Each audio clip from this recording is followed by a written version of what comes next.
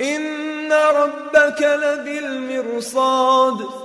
فأما الإنسان إذا ما ابتلاه ربه فأكرمه ونعمه فيقول ربي أكرمن وأما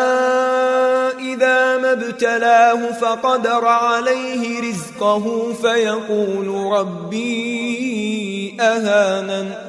كلا بل لا تكرمون اليتيم ولا تحاضون على طعام المسكين وتأكلون التراث أكلا لما وتحبون المال حبا جما كلا إذا دكت الأرض دكا دكا